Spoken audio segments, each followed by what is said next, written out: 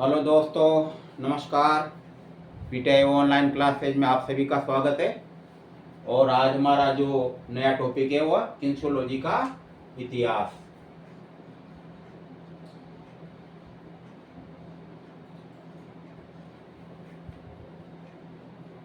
का इतिहास यानी देखा जाए तो ये विज्ञान या जीव विज्ञान की एक शाखा है, लेकिन इसको कब से अलग किया गया, यानी खेलों में इसको कब अपनाया गया या इसके नियमों को जो है ना खेलों में कब लागू किया गया। तो इसका जो प्रमुख इतिहास है कहाँ से प्रारंभ होता है, तो आपको तो पहले से पता है सही कि अरस्तु अरस्तु को फादर ऑफ किन्सियोलॉजी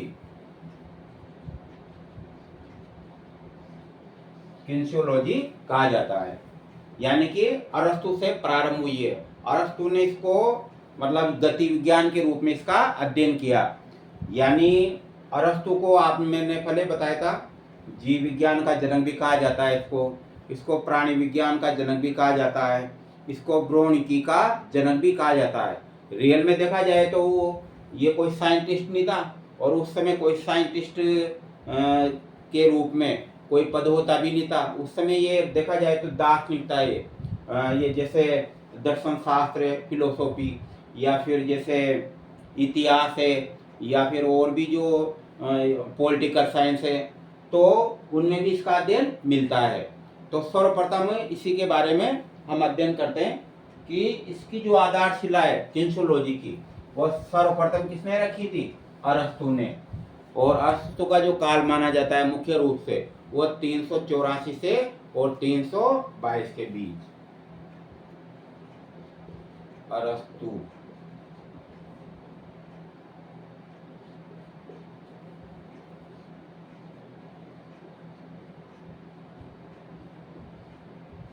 हालांकि आपको ये पता होगा कि ये कैसे लिखा गया। भाई सन तो बढ़ते हुए क्रम में आते हैं ना, जैसे 1 2, जैसे उदाहरण के रूप में 1905 आया तो अब 1900 से आगे आना चाहिए, 6 7 ऐसे।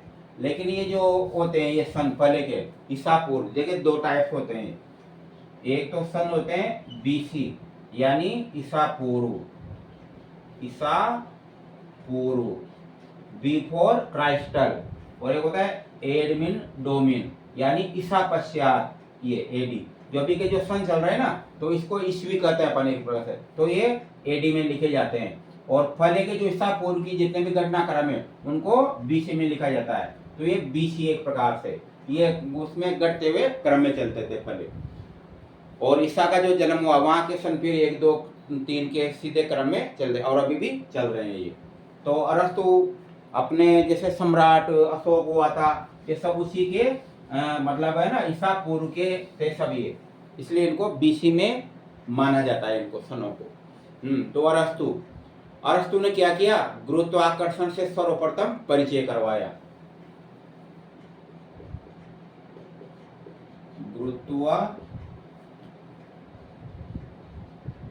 गुरुत्वाकर्षण से सर्वप्रथम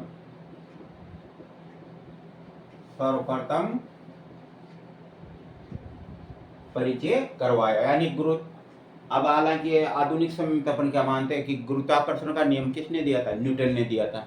लेकिन वो यंत्रों के आधार पर, और आधुनिक समय में उसको मान्यता मिली किसको? न्यूटन को। लेकिन अगर देखा जाए तो गुरुत्वाकर्षण हालांकि स्पष्टीकरण नहीं था उस समय, ज्यादा स्पष्टीकरण नहीं था, केवल कल्पना के रूप में कहा गया था। और आज के जो वैज्ञानिक साइंटिस्ट होते हैं वो क्या प्रयोगों पर आधारित है। मैंने पहले बताया था आपको, प्रकृति के क्रमबद्ध अध्ययन से अर्जित एवं प्रयोगों से पुष्ट वर्गीकृत ज्ञान को विज्ञान कहते हैं। इसमें प्रयोगों पर आधारित है, इसलिए मान्यता किसको मिली। लेकिन फिर भी जो है अरस्तु को जानकारी, तो गुरुत्वाकर्षण से इन्होंने सर्वप्रथम क्या करवाया?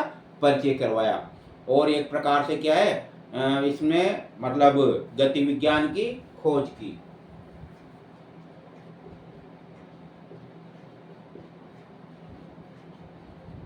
मानव गति विज्ञान भी कहते हैं इसको, तो गति विज्ञान यानी किन्सियोलॉजी।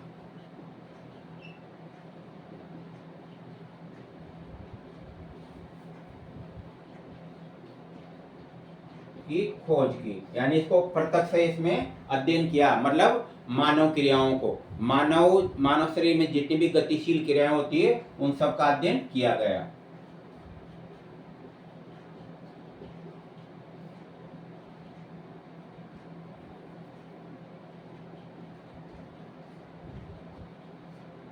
मानव गति क्रियाओं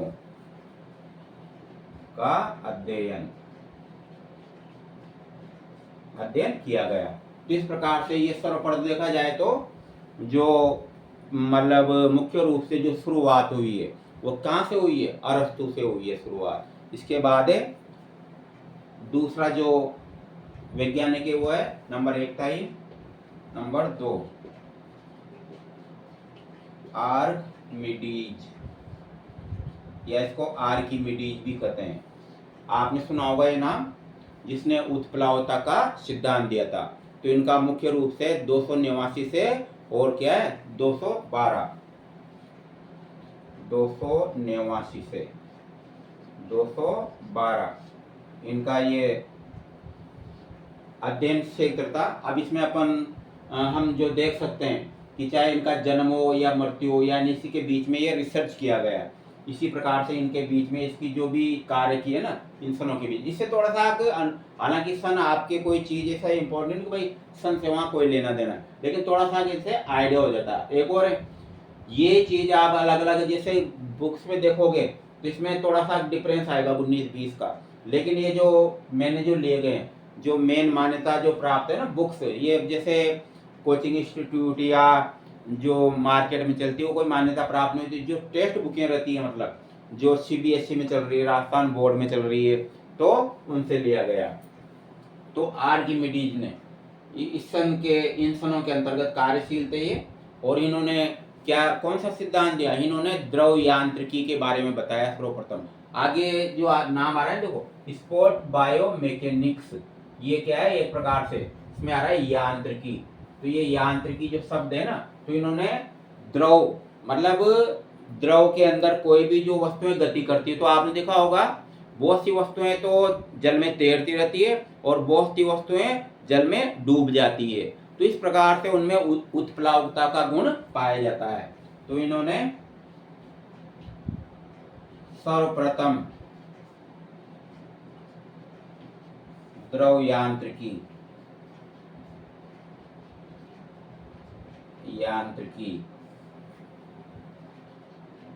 के बारे में बताया।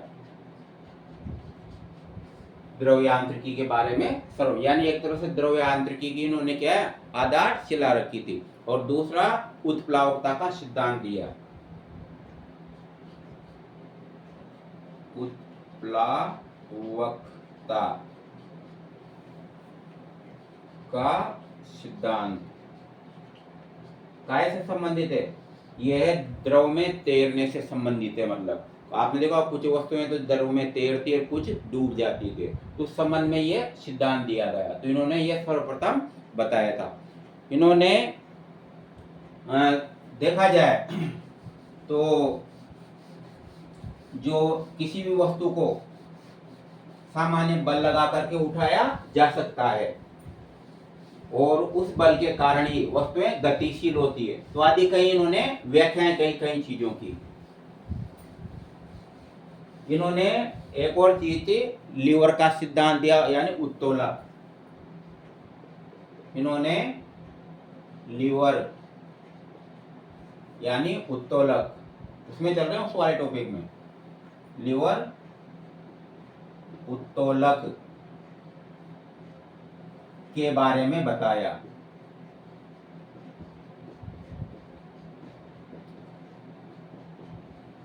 सर्वप्रथम इन्होंने जो लीवर यानी उत्तोलक के बारे में बताया। ये क्या होते हैं, ये वो यंत्र होते हैं जो किसी भी कार्य को क्या कर देते हैं, आसान कर देते हैं। तो इसके संबंध में इन्होंने सर्वप्रथम ये चीज बताई। और इनकी एक प्रमुख लाइन जो कई किताबों में आपको मिल जाएगी, इन्होंने कहा था मुझे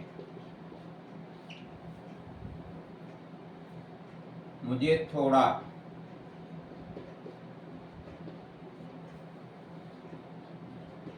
खड़ा होने की जगह दो, जगह दो मैं पृथ्वी को हिला दूंगा।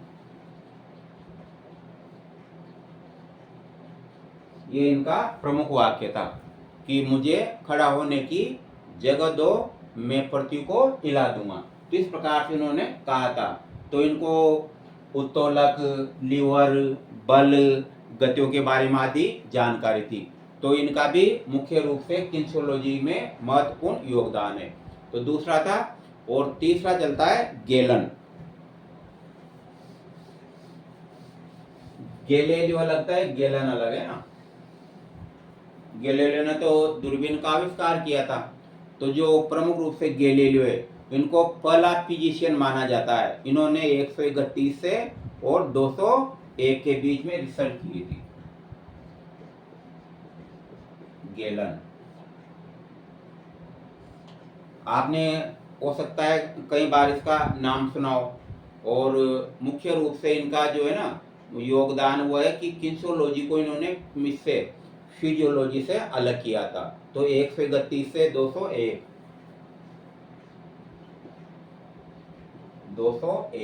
इनका एक कार्यकाल संताई। थोड़ा इनसे आप देखो, इसमें बढ़ते हुए क्रम आ गया अभी, यानी एडी में आ गए। जैसे आपने देखा होगा ना, जैसे जो चलते गए जैसे 1 2 3 अभी भी ऑप्शनों का क्रम बढ़ रहा है। तो इस टाइप से है। और ईसा के जो पहले के वो उसमें मापे जाते थे बीसी में। तो गेलन ने क्या किया, इनको पहला फिजिशियन माना जाता है। यानी शरीर रचना विज्ञान के बारे में काफी जानकारी दी, काफी रिसर्च किए, शरीर में होने वाली क्रियाओं के बारे में बताया।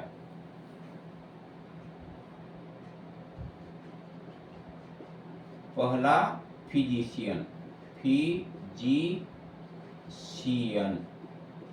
यानी फिजिशियन क्या होता है, मतलब जो शरीर के बारे में जानकारी। आजकल आपने देखा डॉक्टर होता है, तो डॉक्टर के नीचे जैसे कोई भी नाम है, डॉक्टर आलोक, ये अब उसके यहाँ लिखा होता है MD, और पोस्ट में लिखा देखा होगा आपने फिजिशियन। यानी वो जो भी ट्रीटमेंट करेगा ना, वो सिर्फ शरीर मतलब शरीर के बाहर से संबंधित है, मतलब शरीर के बारे में जानकारी से संबंधित है। शरीर के अंदर जो ऑपरेशन या शल्य चिकित्सा की जाती है वो MS कहलाता है, सर्जन। ये तो ये मेडिसिन डॉक्टरेट ये। और एक होता है मास्टर ऑफ सर्जरी। जैसे मान लो कोई भी नाम समझ लो, डॉक्टर अर्जुन सिंह, तो किसी के नाम जैसे लग रहा है MS, तो कोर्ट में देखा होगा आपने सर्जन लगा होता है ये। तो ये क्या होता है, ये सामान्य सर्जरी से संबंधित जानकारी रखता है, यानी उसमें स्पेशलिस्ट होता है। और ये जो फिजिशियन होता है, ये शरीर के बारे में जानकारी रखता है, यानी मेडिसिन से ही ये ट्रीटमेंट करेगा, इसलिए ऑपरेशन संबंधी कार्य नहीं करेगा। इस प्रकार से तो ये एक प्रकार से डॉक्टर थे, तो इनको पहला फिजिशियन माना जाता है। और इन्होंने सर्वप्रथम फिजियोलॉजी मतलब किन्सियोलॉजी को फिजियोलॉजी से अलग किया था।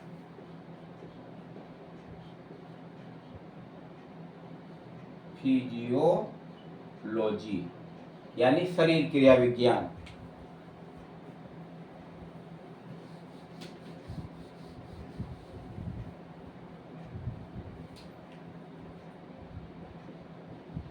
शरीर क्रिया विज्ञान, वो तो याद होगा ऐसे आपको, एनाटॉमी, यानी कि क्या होती है वो, शारीरिकी। तो फिजियोलॉजी शरीर क्रिया विज्ञान से किन्सियोलॉजी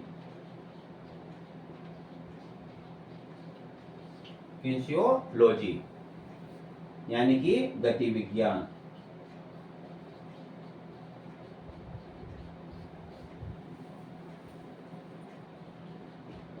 को अलग किया। यानी अब प्रत्यक्ष रूप से किन्सियोलॉजी का अध्ययन किया जाने लगा। इसके बाद से इन्होंने अलग कर दिया। पहले तो क्या है, सामूहिक अध्ययन किया जाता था। आज भी आपने देखा होगा जैसे 11वीं 12वीं में मतलब कॉलेज स्तर पर इनका सामूहिक अध्ययन होता है। लेकिन जो ही अलग, जैसे आप स्पोर्ट में चले गए तो स्पोर्ट में भी इसका अध्ययन अलग हो जाता है। तो किंसियोलॉजी, कहीं से आप पूछोगे किंसियोलॉजी क्या होती है तो बहुत सबको जानकारी नहीं होती। ये फिजिक्स से संबंधित है, वो तो जानते हैं भाई किंसियोलॉजी क्या होती है, मानव गति विज्ञान है। यानी मानव शरीर के अंदर होने वाली जितनी भी जो पेशियां है ना, उन गतियों का अध्ययन किया जाता है इसमें। और उसके बाद चलते हैं अपन अल्फांसो बोरेली।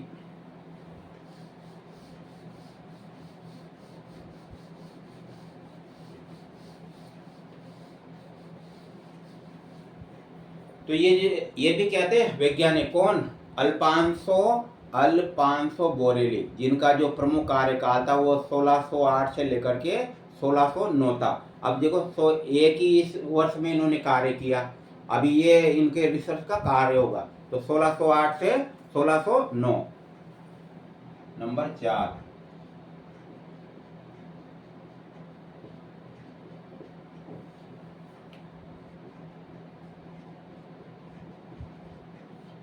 Alphonso Borelli. इसमें आपने देखा होगा, ये हो सकता है आपने पहले जैसे बीपीएड में भी इनका अध्ययन किया होगा, तो उसमें नाम आया था। हालांकि उसमें अपन सेमेस्टर के अनुसार पढ़ाते हैं ना, इसलिए ज़्यादा डिटेल नहीं मतलब बताते, क्योंकि इसमें तो अपन यूनिट के अनुसार सेट कर देते हैं। लेकिन इसमें इतिहास के बारे में, क्योंकि क्वेश्चन तो कहीं से भी बन सकता है, और देखा जाए तो इसमें बहुत सारे वैज्ञानिक थे, और बहुत सारे वैज्ञानिक उसमें से भी मुख्य रूप से कि किस किस का मुख्य योगदान है, जब एक बार इसको देखते हैं ना तो वहां से पता लग जाता है कि हाँ, यहाँ से क्वेश्चन बन सकता है।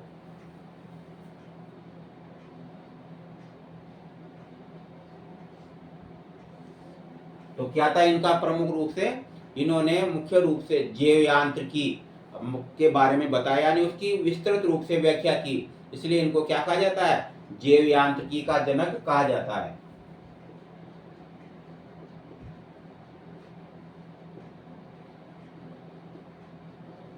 जैव यांत्रिकी वही है बायोमैकेनिक्स।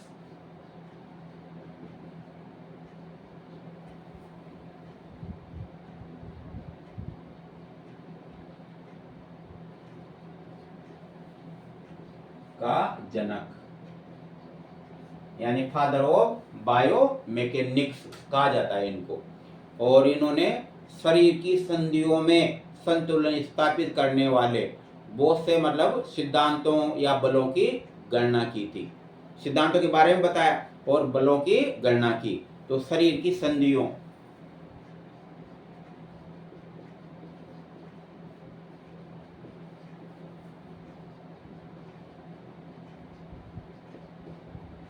जानते हैं संधियों का मतलब होता है जॉइंट्स।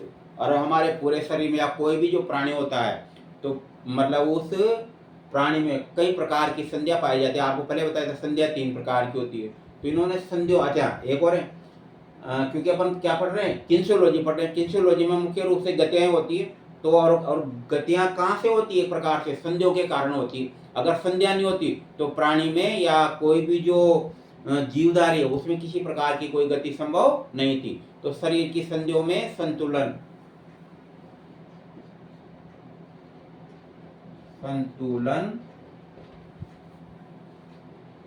स्थापित करने वाले बलों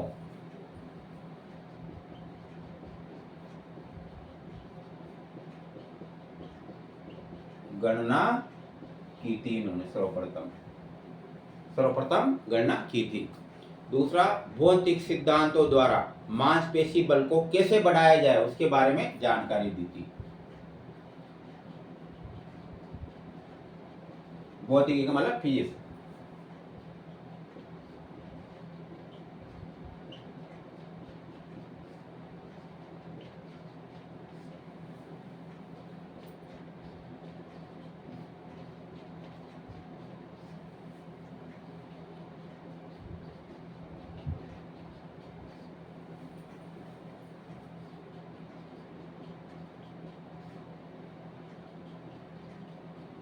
ये जानकारी दी थी, यानी भौतिकी के भौतिक जो सिद्धांत होते हैं उसके द्वारा मानव गति का मतलब मानव गति कहाँ से होती है, मांसपेशियों से।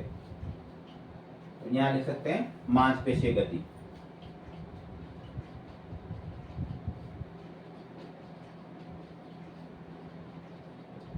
मांसपेशी गति को कैसे बढ़ाया जाए, है ना। और वो जो होता है ना बल किस प्रकार से लागू होता है मांसपेशी गति पर बल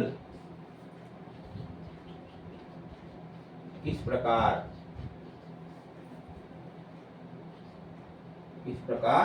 कार्य करता है, यदि इन्होंने बताया था।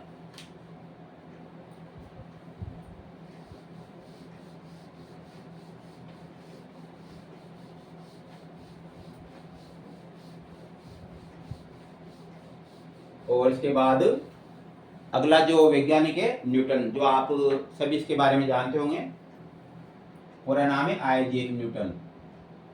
नंबर 4 तक अपन ने अध्ययन कर लेता, 5 है।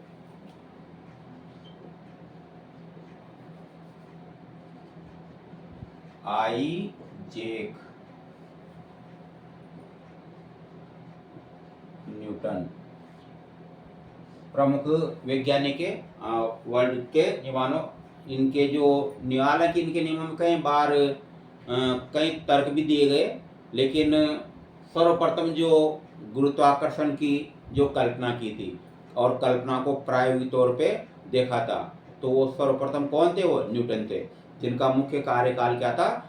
1642 से 1627।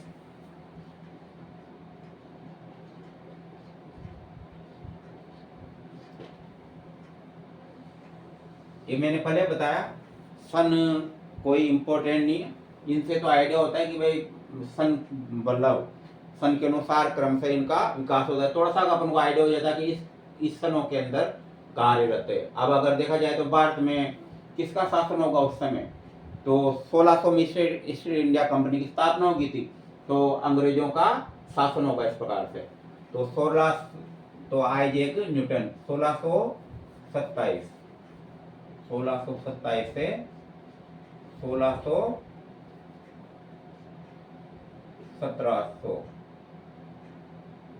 इसका जो सन है 1627 से 1742 ये है। तो इनका ये प्रमुख रूप से क्या था? ये कार्यकाल था ये। अब इसमें 19-20 अंतर हो सकता है थोड़ा सा, कई किताबों में इसका क्या मिल जाएगा, कहीं में क्या मिल जाएगा, है ना, इस प्रकार से ये।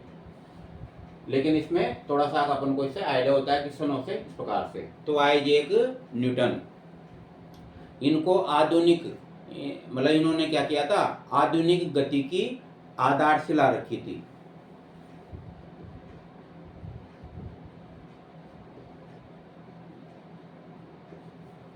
आधुनिक गति की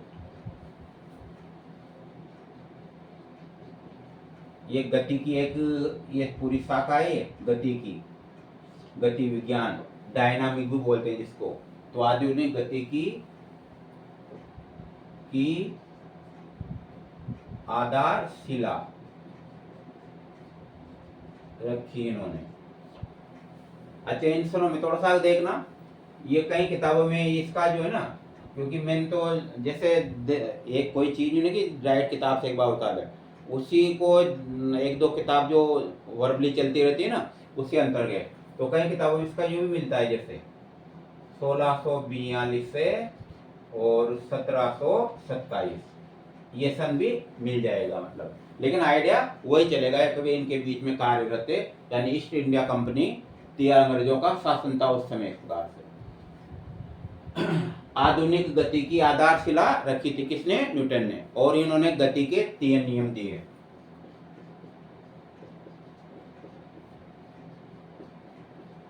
तीन नियमों का प्रतिपादन, 3 नियमों का प्रतिपादन किया था इन्होंने। गति के जो आगे हम इसमें अध्ययन करेंगे, और इन्होंने बल और उनके प्रभावों, बल व उनके प्रभावों के बारे में बताया।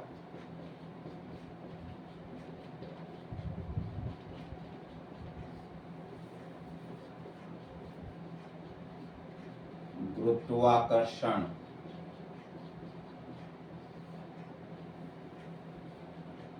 की खोज की। जो आधुनिक समय में जो मान्यता मिली है ना इनको, तो वह उन हालांकि गुरुत्वाकर्षण के बारे में तो पहले आपने देखा, हमने अध्ययन किया था ना, अरस्तु ने भी जानकारी दी थी, लेकिन उन्होंने एक वर्ड देखा जाए ना, गुरुत्वाकर्षण शब्द कभी भी काम नहीं लिया था। वो तो बाद में फिर उनको जोड़ते गए, वहाँ के जो मतलब दार्शनिक थे या वहाँ के जो थे ना, जो भी रहे उस समय व्यक्ति, जो जो अपने देश की उन्नति चाहते थे या मतलब अपने देश के वैज्ञानिकों को बड़ा चढ़ा करके प्रस्तुत करना चाहते थे, तो उन्होंने ये शब्द जोड़ा। लेकिन वास्तव में गुरुत्वाकर्षण जो ग्रेविटी शब्द जो दिया है वो तो आइजैक न्यूटन ने ही दिया था। मतलब तो इस प्रकार से ये है।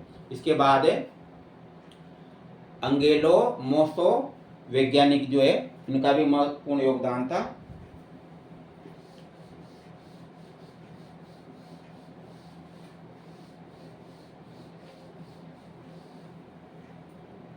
Number 6 Angelo Mosso. कई जगह इसका ये भी नाम मिल सकता है,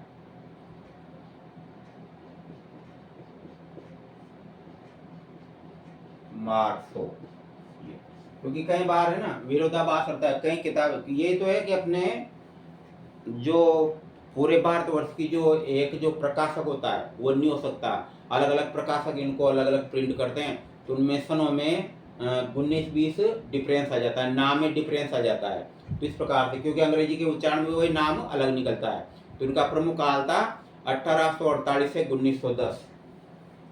1848 से 1910। क्या किया था इन्होंने किंसुलॉजी को परतक विज्ञान का दर्जा दिया।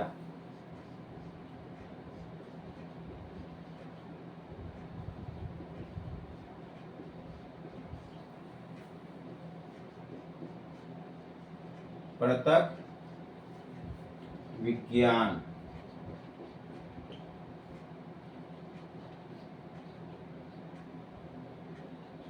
विज्ञान का दर्जा दिया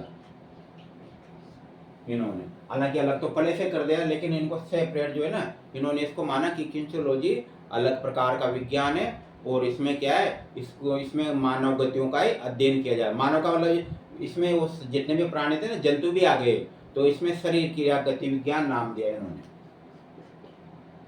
शरीर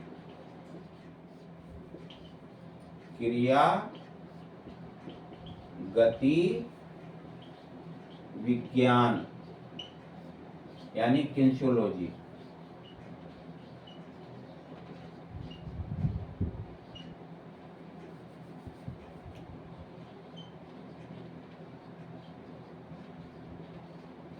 नाम दिया।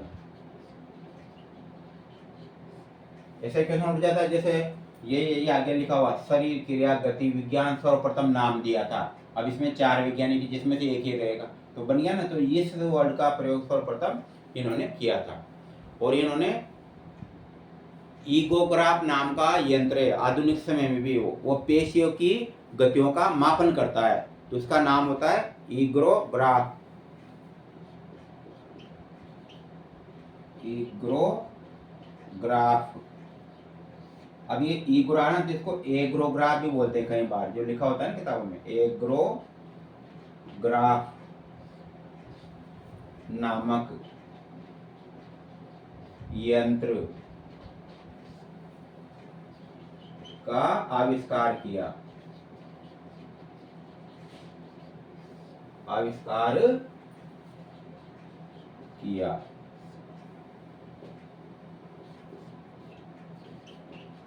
इस यंत्र द्वारा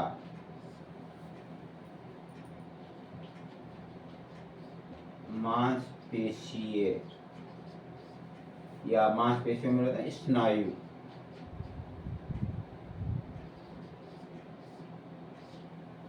तो इस यंत्र द्वारा मांसपेशीय स्नायु की गतियों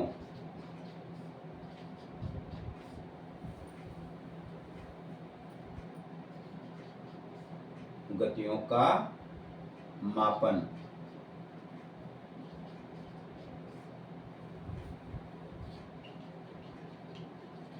अध्ययन किया जाता है,